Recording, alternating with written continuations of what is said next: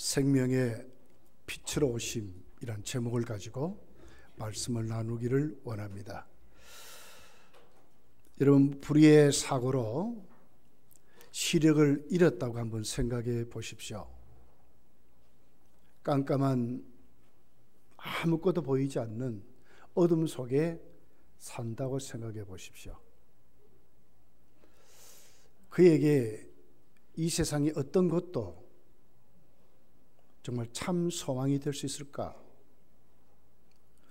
부요가 무엇이며 환경의 폄이 무엇이며 마음의 즐거움이 어느 정도 도움은 되겠지만 본질적으로는 회복이 되지 않습니다. 평생을 깜깜한 어둠 속에 산다고 하게 되면 사실 그는 절망 가운데 살 수밖에 없는 것입니다.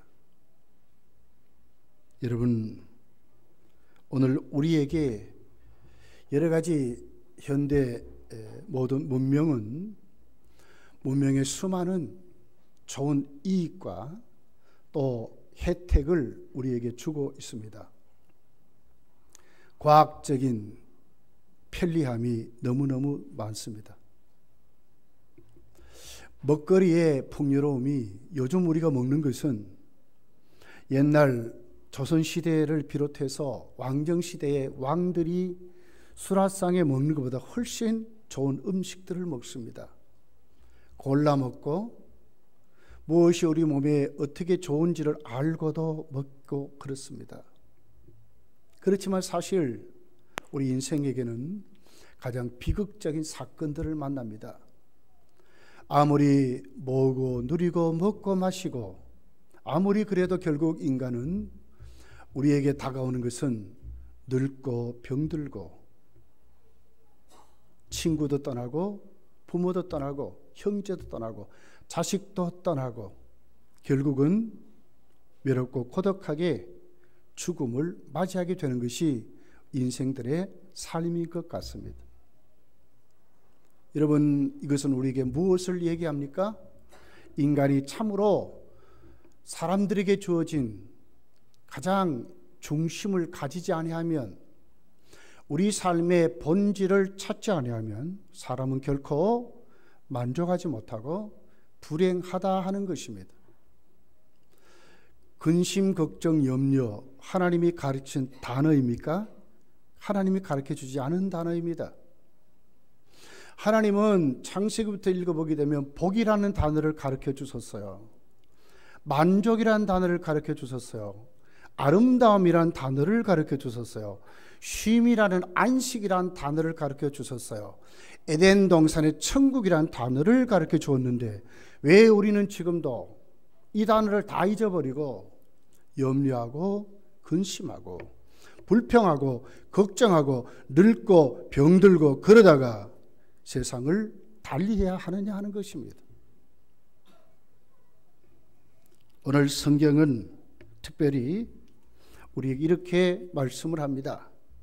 로마서 1장 20절에 보면 창세로부터 그의 보이지 아니하는 것들 곧 그의 영원하신 능력과 신성이 그 만드신 만물에 분명히 보여 알게 되나니 그러므로 저희가 핑계치 못할 것이라. 만물 가운데도 하나님의 창조의 솜씨, 그 오묘한 하나님의 작품들이 널려 있다는 거예요.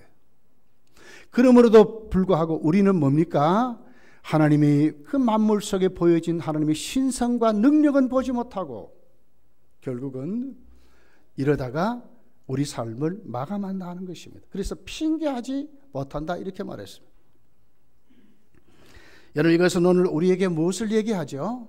바로 이것은 오늘 성경의 그 시작부터 주어진 그 시작이 인간의 근본이, 인간의 시작이 어디로부터 시작됐느냐 하는 것을 찾지 아니하면, 알지 못하면, 갖지 아니하면 결코 인간은 행복할 수 없다고 하는 것입니다.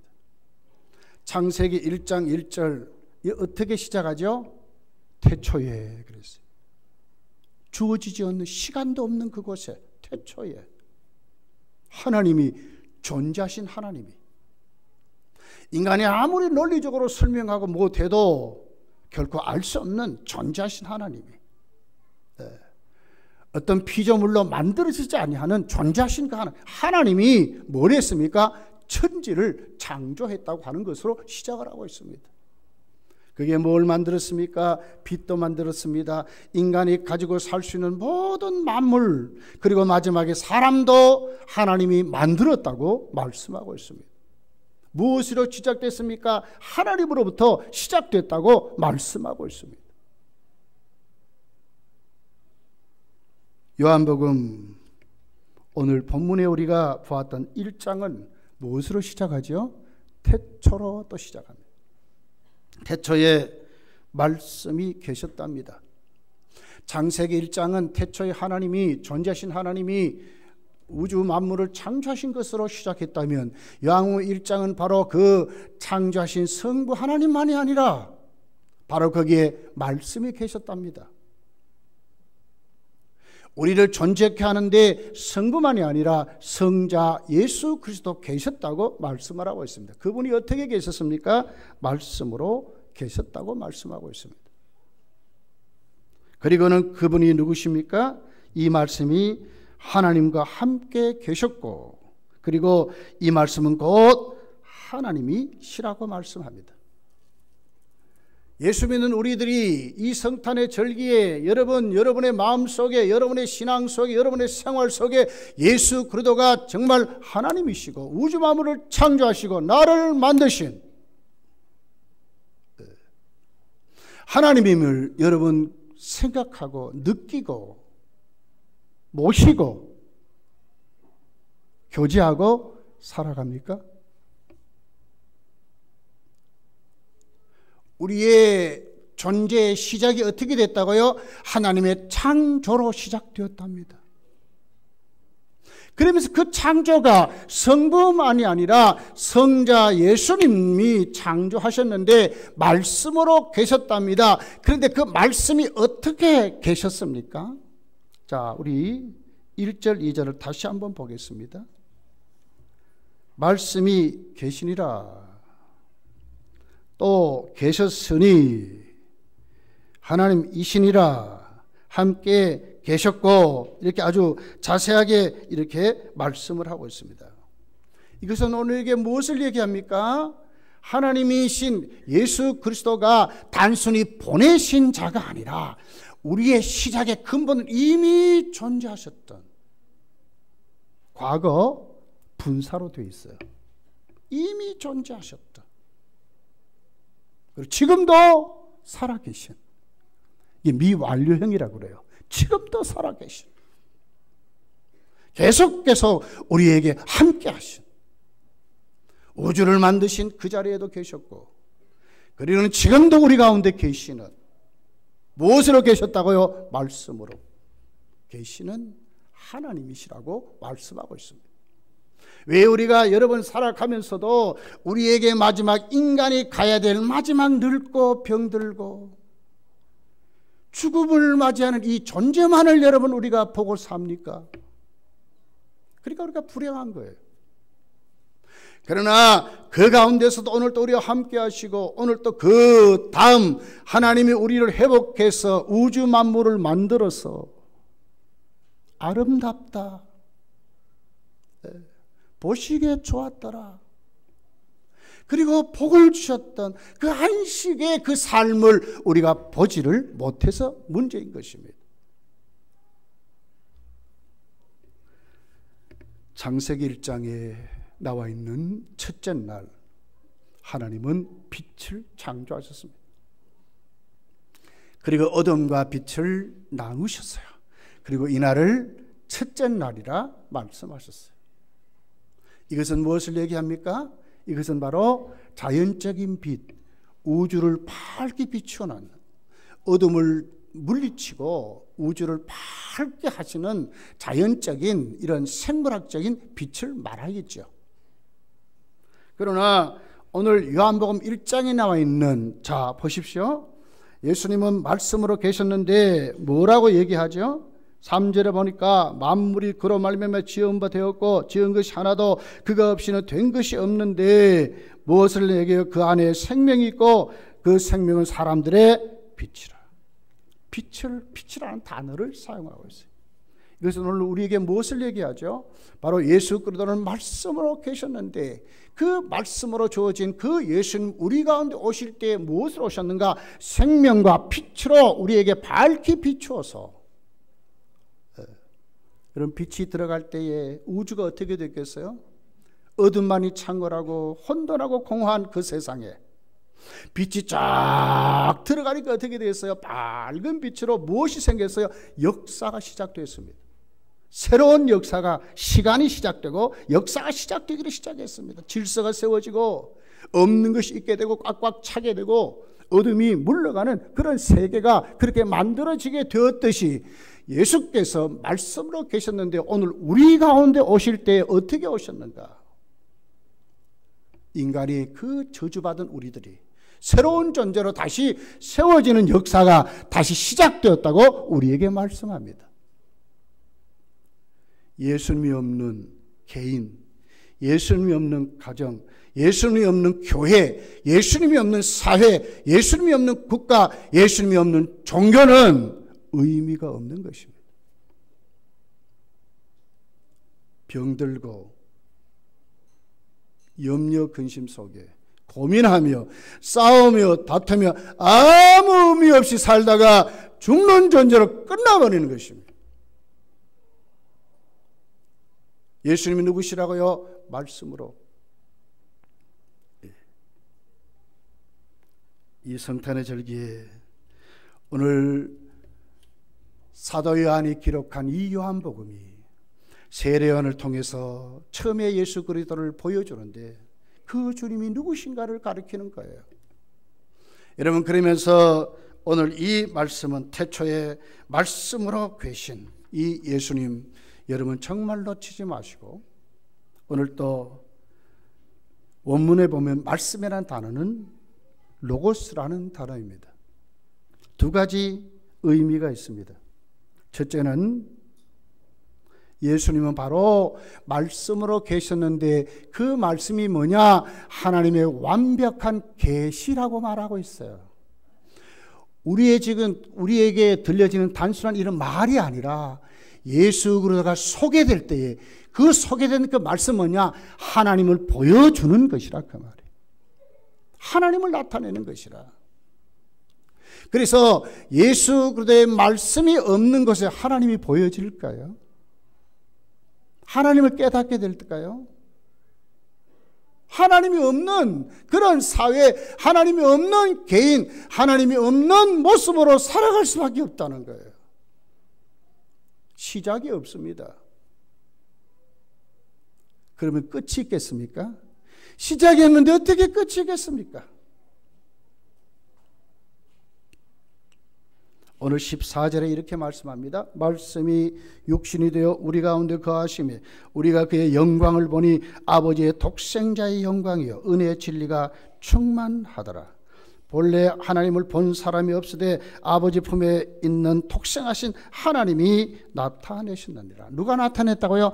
독생하신 하나님이 나타냈대요.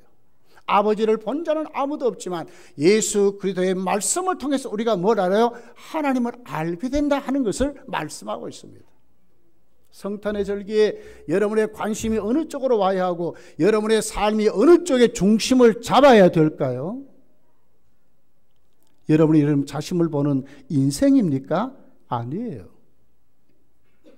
무엇에 관심을 가져요? 말씀으로 계셨고 말씀으로 역사하셨고 말씀으로 창조하셨고 말씀으로 우리에게 하나님을 보여주신 말씀 안에 세워지는 믿음으로 세워질 때에 우리의 삶이 성탄의 기쁨을 회복한다고 말해요.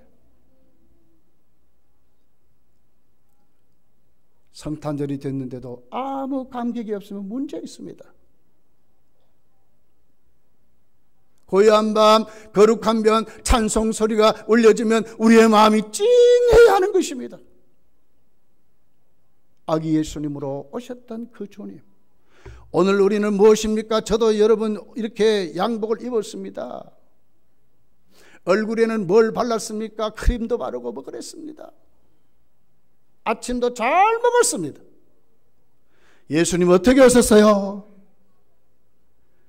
누울 자리도 없이 말먹이통에 오시고 가장 가난한 모습으로 오셨던, 왜 그랬습니까? 나 같은 죄인 살려주시기 위해서, 하나님을 보여주시기 위해서 이 땅에 오셨다. 진짜 하나님을 만나게 하시려고, 우리의 근본을 알게 하시려고, 가장 우리를 잘 아시는 창조주만큼 자기 작품을 잘하는 자가 어디 있겠어요? 가장 우리를 잘 아시는 그 주님이 오셨다고 생각하면 왜 우리 가슴이 찡하지 않겠습니까? 감격 속에 그 주님을 어떻게 하든지 내 마음속에 모셔서 또 다시 오실 재림주를 바라보면서 우리가 세워져야 될 줄 믿습니다. 예수님은 하나님을 나타낸 완벽한 계시자였습니다. 예수님 모르면 하나님 절대로 알 수 없습니다. 두 번째는 예수님 자신이 하나님이시라는 겁니다. 무슨 얘기죠? 창조주입니다. 제가 말씀드렸지만 내가 내 자신을 아는 것보다 예수님이 훨씬 더 잘 압니다. 내 생각을 잘 아십니다. 내 마음의 상태를 잘 아십니다.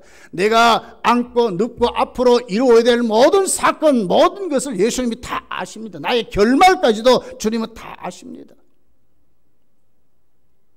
그렇다면 그 주님을 모시면 어떻게 되겠어요? 아시는 그 주님이 정말 하나님의 계획 속에 나를 쓰시기 위해서 육체적인 것, 환경적인 것, 우리의 삶의 미래까지라도 그분이 책임져 줄 거 아닙니까? 왜 두려워하고 불안합니까? 주님을 몰라서 그렇습니다. 미리미리 자꾸 우리는 걱정들을 많이 해요. 그러나 아니에요. 왜 성경은 예수님이 오늘 일을 오늘 걱정하는 것으로 끝이라고 말합니까? 주님이 알아서 하신다는 거지요. 그 주님 보라는 거예요. 나는 교회 일을 또 그렇게 해야 될 줄 믿습니다.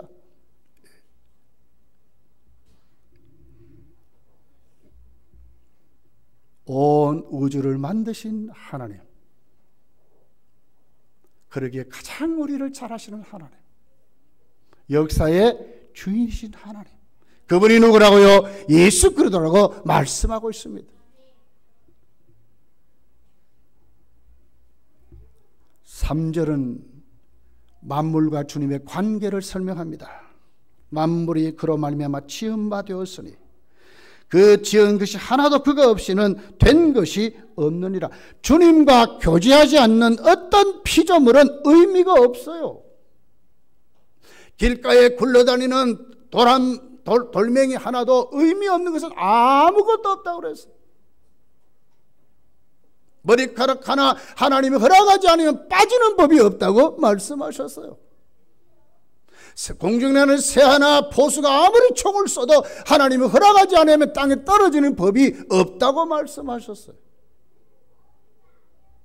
주님과 관계하지 않으면 의미가 없는 것입니다. 왜 우리 삶이 희망이 없는가? 왜 절망하는가? 왜 이렇게 복잡하게 사느냐? 주님이 없어서 그렇습니다.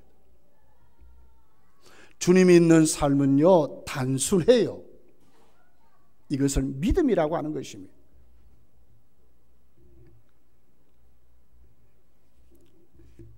여러분, 오늘 이 성탄 절기를 맞이하면서 말씀으로 계셨고, 말씀으로 창조하셨고, 말씀으로 하나님이 계시고, 말씀으로 창조하신 창조주 주님이 오늘 나에게 어떤 모습으로 계시는지를 잘 살펴보는 귀한 시간이 되시기를 예수님 축복합니다.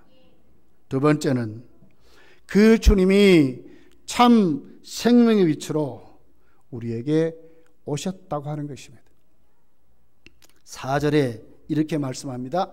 그 안에 생명이 있었으니 그 생명은 사람들의 빛이라고 말합니다. 그 안에 누가 있어요? 예수님 안에, 말씀 안에 생명이 있었답니다. 근데 그 생명이 뭐라고 해도 우리 가운데 비추었답니다. 아무리 주님의 생명이 완벽하고 참 생명이라 할지라도 내게 비춰주지 않으면 아무 의미가 없는 것입니다. 지구의 인구가 70억이랍니다. 여러분, 기독교인은 얼마나 될까요? 예수님의 생명이었으면 아무 의미가 없는 것입니다. 70억이면 어떻고 100억이면 어떻습니까? 아무 의미가 없는 것입니다. 세상 나라들은 멸망받으나 하나님의 나라만이 왕성하리라고 말씀했습니다. 그렇습니다. 예. 요한복음 8장 12절에 이렇게 기록합니다. 예수께서 또 일러 가라사대 나는 세상의 빛이니 나를 따르는 자는 어둠에 다니지 아니하고 생명의 빛을 얻으려 그랬습니다. 주님을 따르지 아니하면 아무 의미가 없다고 하는 것입니다. 주님을 따를 때에 생명의 빛을 얻는다고 말씀하고 있습니다. 요한복음 5장 26절에 보면 아버지께서 자기 속에 생명이 있음 같이 아들에게도 생명을 주어 그 속에 있게 하셨다고 말씀. 예수님만이 참 생명입니다. 그 생명이 오늘 나에게 비춰줘야 내 삶이 의미가 있다, 그 말입니다. 이 세상에 여러분, 한나라를 세우는 왕들도 많습니다. 집을 짓고 빌딩을 짓고 나라를 국가를 위해서 사업을 하고 하는 사람 많습니다. 아무리 많아도 예수와 관계하지 않으면 의미가 없습니다. 다 지옥 가기 때문에 의미가 없습니다. 요한복음 6장 35절에 이렇게 말합니다. 내게 오는 자는 결코 줄이지 아니할 터요 나를 믿는 자는 영원히 목마르지 아니하리라. 무슨 얘기죠? 예수님에게만이 영원히 목마르지 않는다고 말씀하고 있는 것입니다. 요한복음 10장 10절에 보니까 도적이 오는 것은 도둑질하고 죽이고 멸망시키는 것뿐이요 내게 온 것은 양으로 생명을 얻게 하여 더 풍성히 얻게 하려 함이라고 그랬습니다. 도적은 죽인답니다. 그러나 예수님께 오는 자에게는 어떻게 해요? 생명을 얻게 한답니다. 그런데 그 생명을 얻게 하는데 어떻게 얻게 한다고요? 풍성히 정말 만족하도록. 요한복음 12장 25절에 보면 이렇게 기록합니다. 자기 생명을 사랑하는 자는 잃어버릴 것이요 이 세상에 자기 생명을 미워하는 자는 영생하도록 보존하리. 여기서 말하는 자기 생명은 뭡니까? 예수와 관계가 없는 생명을 말합니다. 어둠에 잡혀있는 생명을 말합니다. 열심히 사는 것도 중요합니다. 많은 업적을 세우는 것도 중요합니다. 많은 이력을 가지는 것도 중요합니다. 그러나 진짜 중요한 것이 있습니다. 그것은 뭡니까? 예수의 생명이 내게 비추어야 되는 것입니다. 나와 관계되어야 하는 것입니다. 여러분, 오늘 성경은 말하죠. 지옥을 어떻게 설명합니까? 마태복음 25장 30절에 보니까 이 무익한 종은 바깥 어두운 데로 내어 쫓으라. 어둡다고 말합니다. 왜 예수님을 가리켜서 빛이라고 말합니까? 어둠과 반대되기 때문에 그렇습니다. 지옥과 반대되기 때문에 그렇습니다. 죽음과 반대되기 때문에 그렇습니다.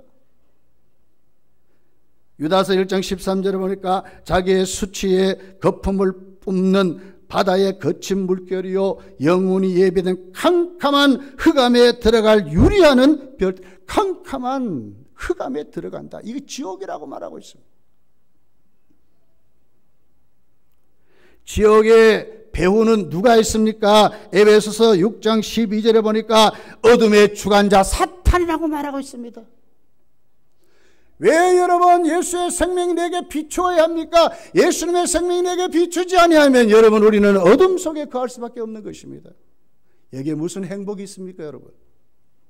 싸움과 다툼, 늙고 병들고 그러다 죽음으로 끝나는 것입니다. 왜? 어둠에 섞이기 때문에 그렇습니다. 천국을 이렇게 말합니다. 요한계시록 21장 23절에 보니까 그 성은 해나 달에 비침이 쓸데없으니 이는 하나님의 영광이 비치고 그 어린 양의 그 등이 되십니다. 어린 양이 등이 되십니다. 해와 달이 비침이 없는 하나님만이 영원한 빛으로 계시는 어둠이 조금도 눈꽃만큼도 존재 않는 그곳. 요한계시록 22장 5절에 보니까 다시 밤이 없고 등불과 햇빛이 쓸데없으리 이는 주 하나님이 저희에게 빛이심이라고 그랬습니다. 하나님이 비춰주셨대요. 생명이 예수님 안에 참 생명입니다. 그 창명이신 주님이 어떻게 해요? 나에게 비추어 주실 때에 내가 어떻게 됩니까? 천국의 삶을 산다고 하는 것입니다. 자연도 태양으로 수많은 영양분을 생산하고 수많은 에너지를 만든다고 합니다. 하물며 예수의 생명을 받은 우리들이 죄로 말미암아 타락해서 다 죽어버렸습니다. 예수의 생명을 받지 아니하면 아무 의미가 없는 것입니다. 이사야 9장 2절에 이렇게 말합니다. 흑암에 행하던 백성이 큰 빛을 보고 생명의 그늘진 땅에 거하던 자에게 빛이 비추었다고 말하고 있습니다. 흑암에 행하던 백성이 큰 빛을 봐야 사망의 그늘의 땅에 거하던 자들이 빛이 비추어져야 살아난다 그 말이에요.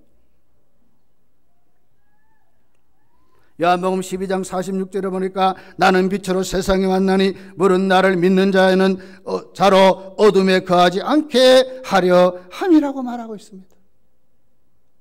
어둠을 물리치고 어둠 가운데 살지 않도록 빛 가운데 살도록 예수로 하나님의 소망 가운데 살아가도록 그렇게 만들려고 주님이 오셨다고 말씀하고 있습니다. 고린도후서 4장 4절에서 6절에 보니까 그 중에 이 세상 신이 믿지 않은 자들의 마음을 혼미케 하여 그리스도의 영광의 복음의 광채가 비치지 못하게 함이라고 그랬습니다. 왜 여러분 우리의 눈이 신령한 눈이 열리지 아니하고 우리는 자꾸 우리만 보고 야단 법석으로 자꾸 떠들고 자꾸 그럽니까? 이유가 뭡니까? 미혹받아서 그렇습니다. 무엇의 눈을 떠야 됩니까? 영적인 눈을 떠야 됩니다. 예수의 빛의 눈을 떠야 됩니다. 예수의 생명의 눈을 떠야 합니다.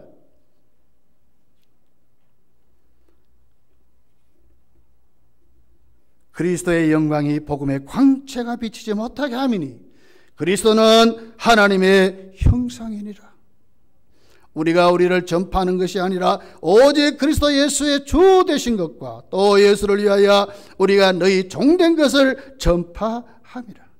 어두운 데서 빛이 비치리라 하시던 그 하나님께서 예수 그리스도의 얼굴에 있는 하나님의 영광을 아는 빛을 우리 어디에다가 마음에 비추었느니라고 그랬어요. 예수의 빛을 받으면 분별이 생기는 거예요. 하나님이 보여요.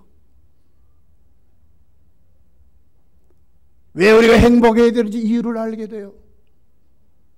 영원한 것을 알게 됩니다. 내 영혼이 눈을 떠서 예수 안에 참 기쁨을 알게 되고 평강을 알게 되고 영원한 천국을 알게 되고 이 땅에 주님과 동행해서 하나님께 살아가는 그 아름다운 하나님이 주신 그 삶을 누리고 살게 되는 것입니다.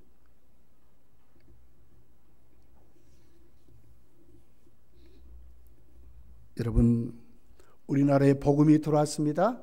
어떻게 됐습니까? 미신과 양반해서 사대부가 판을 치던 나라가 어떻게 됐습니까? 이만큼 된 이 미신이, 여러분 일본이요 미신이요 800만이래요. 800만. 우리나라도 적은 수가 아닌데 그러나 엄청나게 쫓아냈습니다. 왜요? 한국교회가 쫓아낸 거예요. 빛이 비쳤기 때문에 그렇습니다. 역사가들은 대한민국을 말하면 동방의 빛이라고 말을 해요. 왜? 교회 때문에 그렇게 말하거든요.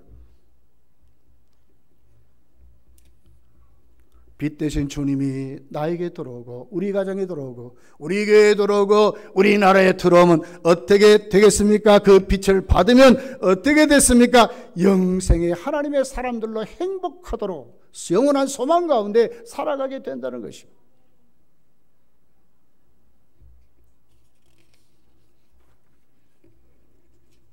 5절은 그 예수님 앞에 인간의 타락을 말합니다.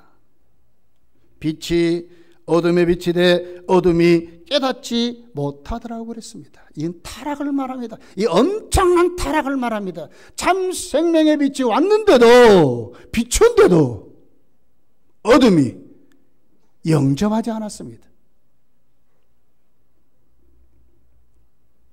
10절은 그가 세상에 계셨으며 세상은 그로 말미암아 지은 바 되었으되 세상이 그를 알지 못했다고 그랬습니다.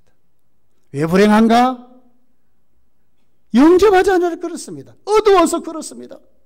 우리가 타락해서 그렇습니다. 우리가 정말 잘못돼서 그렇습니다. 11절은 이렇게 말합니다. 자기 땅에 오매 자기 백성이 영접하지 아니했다고 말하고 있습니다. 영접하지 않아서 그렇습니다. 왜요? 어둡기 때문에 그렇습니다. 요한복음 3장 19절에서 21절에 보면 이렇게 설명합니다. 그 정죄는 이것이니 곧 빛이 세상에 왔으되 사람들이 자기 행위가 악함으로 빛보다 어둠을 더 사랑하는 것이라. 악을 행하는 자마다 빛을 미워하여 빛으로 오지 아니하나니 이는 그 행위가 드러날까 하며 진리를 쫓는 자는 빛으로 오나니 이는 그 행위가 하나님 안에 행한 것임을 나타내려 함이니라. 오히려 더 자랑하고 오히려 더 감사하고 그의 행위를 높이 드러내서 간증하며 사는 사람들이 뭡니까? 빛을 받은 자들이 그렇게 산다고 하는 거예요. 빛의 비침을 받지 못하면 어떻게 점점 어두워지는 것입니다. 그 어둠 가운데 행하는데도 내가 지금 무슨 죄를 짓는지도 알지도 못하고 그렇게 살아가는 것입니다. 말세에 주님 재림하실 가까울 때가 되면 더 어두워진다 그랬습니다. 스바냐 1장 14절에서 15절에 보면 이렇게 기록합니다. 여호와의 큰 날이 가깝고 가까우니 그날이 빨리 오도다. 보라, 여호와의 날이라. 그날은 용사들까지도 비통하게 부르짖을 것이요 분노의 날이요 환난과 고통의 날이요 파멸과 황폐의 날이요 깜깜하고 어두운 날이며 구름과 흑암의 날이로다. 말세를 말하고 있어요. 사람들의 분노가 극에 달한 날입니다. 사납답니다. 파멸이 존재한답니다. 믿어주지 없는 세상이 되어버린 겁니다.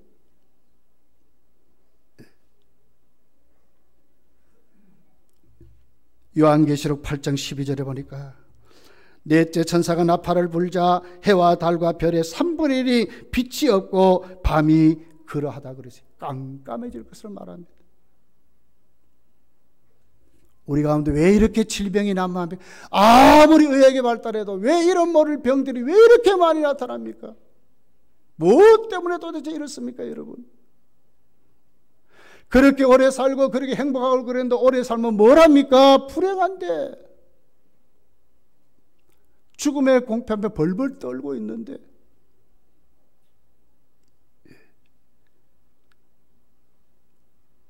도덕적으로는 얼마나 지금 우리가 어두워져 있습니까? 선과 악이 지금 분별이 됩니까? 무엇이 선입니까? 지금 우리 사회에 무엇이 도대체 악입니까? 큰 소리치면 선이고 가만히 있으면 악입니까? 많이 모여서 크게 떠들면 선이고 작게 모이고 이것은 악입니까? 무엇이 도대체 선이고 악입니까? 도덕적으로 타락했습니다.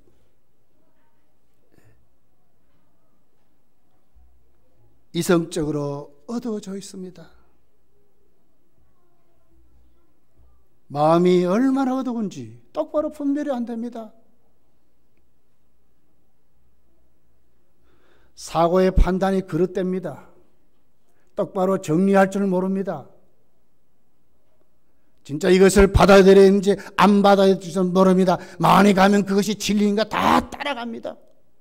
지금 그렇습니다, 우리가. 여러분, 정치적으로 얼마나 지금 어렵습니까?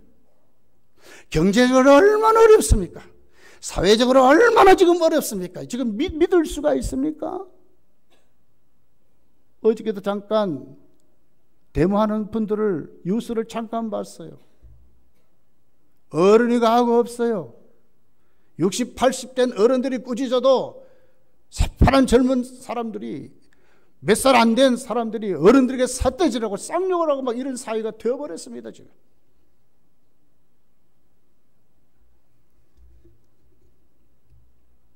영적으로 얼마나 지금 우리가 무뎌져 있습니까? 이런 것 누가 고칠 수 있겠습니까? 우리 힘으로 고칠 수 있어요? 무슨 방법으로 개혁하고 무슨 방법으로 여러분 밝게 하고 무슨 방법으로 진짜 우리에게 복지를 줄 수 있습니까? 누가 그렇게 할 수 있습니까? 요한복음은 말합니다. 바로 예수 그리스도만이 참 빛이요 생명으로 우리에게 오셔서 그분만이 해결할 수 있다고 말하는 것입니다. 12절을 보십시오. 그러나 누가 혜택을 받고 누가 하나님의 자녀로 살고 누가 참빛에 삽니까? 영접하는 자고 그 이름을 믿는 자들에게는 하나님의 자녀가 되는 권세를 주셨다고 말합니다. 이 사람들이 희망 있는 사람이 되고 사회를 제대로 변화시킬 수 있는 참 빛의 사람으로 살아갈 수 있다고 말하고 있습니다. 누구를 영접해야 됩니까? 예수 그들을 영접해야 되는 것입니다. 이거보다 더 시급한 문제가 없어요, 여러분. 그 이름을 믿는 자들에게요. 믿는다 하는 요 단어는 요한복음을 보면 한 번도 믿는다 하는 그 단어에 과거형을 쓰지 않았습니다.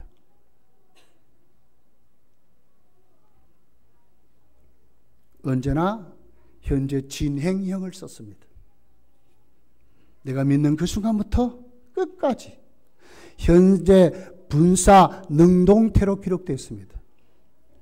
내 속에 오신 그 주님이 나를 주장하시고 나를 붙잡아 내가 그에게 고백하고 내가 그와 사귀며 내가 그에게 기도하고 내가 그의 이름으로 살고 하는 그것을 말하고 이 능동태로 말하고 있어요. 가만히 있는다 이 말이 아니에요. 그분이 살아계신 그분이 내 속에 살아있는 생명을 주었기 때문에 나는 어떻게 됩니까? 그분을 의지하고 그분을 영접하고 그분을 환영하고 그분의 은혜 가운데 살아갈 수 있는 사람으로 오늘도 내가 존재하며 살아갈 수 있다 하는 것입니다. 여러분 예수님이 불행하셨습니까? 예수님에게 무엇이 모자람이 있었습니까? 그분을 모신 그 생명에게는 뭐가 있습니까? 믿는 자의 삶을 살아간다는 것입니다. 의인은 무엇으로 삽니까? 믿음으로 산다고 말씀하고 있어요. 영접한다. 11절 12절은 조금 달라요. 단어가 11절도 영접한다. 영접하지 아니했다. 그러나 12절은 영접했다는데 11절에 나와 있는 영접은 민족적인 것을 말하고 12절에 나와 있는 영접은 개인을 말해요. 내가 믿어야 되는 거예요. 내가 영접해야 되는 거예요. 왜 빛이 없습니까? 왜 어둡게 삽니까? 왜 불행하게 됩니까? 왜 그렇습니까? 영접하지 않았습니다.